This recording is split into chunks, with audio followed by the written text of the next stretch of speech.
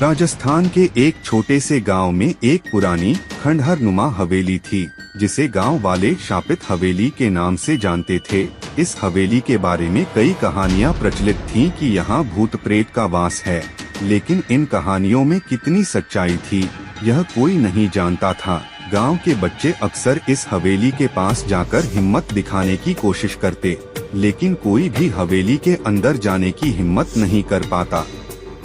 अंकित एक उत्साही और साहसी युवक इस गांव में अपने दादा दादी से मिलने आया था। अंकित को रहस्यमयी और डरावनी कहानियों में बहुत रुचि थी। एक दिन उसने अपने दोस्तों से शापित हवेली के बारे में सुना। उसने ठान लिया कि वह इस हवेली के रहस्य को सुलझा कर रहेगा। अंकित ने अपने दोस्तों के साथ योजना बनाई कि वह रात को हवेली के अंदर जाकर जांच करेगा। उसके दोस्तों ने उसे चेतावनी दी कि हवेली में जाने का निर्णय बहुत खतरनाक हो सकता है, लेकिन अंकित ने उनकी बात को नजरअंदाज कर दिया।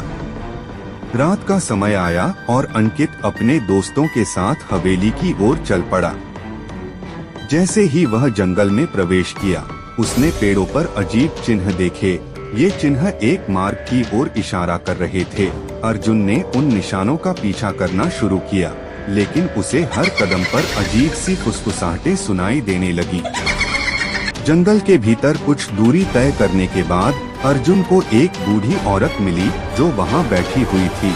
उसने अर्जुन से कहा, यह जंगल बहुत खतरनाक है, यहाँ से लौट जाओ। अर्जुन ने उसके चेतावनी को नजरअंदाज करते हुए आगे बढ़ने का फैसला किया। बूढ़ी औरत ने उसे एक ताबीज दिया और कहा, यह तुझे बुरी आत्माओं से बचाएगा। अर्जुन आगे बढ़ता गया और उसे एक सुनसान झरना मिला। झरने के पास एक पत्थर की मूर्ति थी, जिस पर कुछ लिखा हुआ था। उसने ध्यान से पढ़ा, जो खजाने की खोज करेगा उसे अपने डर का सामना करना होगा। अर्जुन ने सोचा कि शायद यह एक इशारा है और वह आगे बढ़ गया। जैसे ही अर्जुन ने झरने को पार किया, वह एक घने कुएं के पास पहुंचा। कुएं के अंदर से किसी की रोने की आवाज आ रही थी। अर्जुन ने हिम्मत करके नीचे झांका तो उसे एक चमगादड़ दिखाई दी। अचानक से चमगादड़ उड़ गई और कुएं के भीतर एक चमचमाता हुआ तिलस्मी द्वार खुल गया। अर्जुन ने उस द्वार से भीतर प्रवेश किया। अंदर एक गुफा थी जिसमें चारों ओर बेशकीमती हीरे और जवाहरात बिखरे हुए थे, लेकिन जैसे ही उसने उनमें से एक हीरा उठाया, पूरा गुफा हिलने लगा। अर्जुन ने समझ लिया कि यह कोई जाल है। गुफा से बाहर निकलते ही अर्जुन को एक अदृश्य शक्ति ने घेर लिया। उसे अपने चारों ओर काले साए नजर आने लगे। तभी बूढ़ी औरत का ताबीज चमक उठा और उन सायों को दूर कर दिया। अर्जुन ने राहत की सांस ली और अपनी यात्रा जारी रखी। जंगल और भी घना और डरावना होता गया। अर्जुन को एक रहस्यमयी सरोवर दिखाई दिया। सरोवर के किनारे एक नाव बंधी हुई थी। अर्जुन ने नाव में बैठकर पार जाने का निश्चय किया।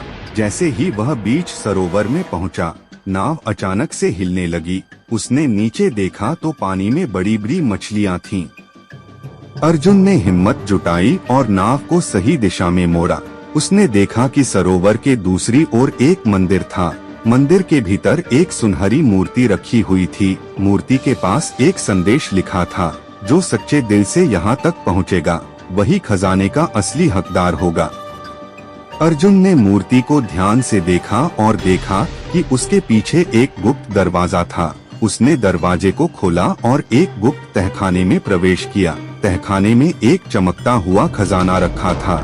उसने खजाने को हाथ में लिया और उसकी आंखों में चमक आ गई। अर्जुन ने सोचा कि अब वह गांव लौट जाएगा, लेकिन तभी एक जोरदार आवाज आई, खजाना उन्हीं का है जो इसके योग्य हैं। अर्जुन ने देखा कि वह फिर से उसी बूढ़ी औरत के सामने खड़ा है। बूढ़ी औरत ने कहा, तूने हिम्मत और सच्चाई से इस सफर को पूरा किया है, अब यह खजाना तेरा है। इस प्रकार अर्जुन ने न केवल खजाना पाया, बल्कि यह भी सीखा कि सच्चाई और साहस से हर मुश्किल को पार किया जा सकता है।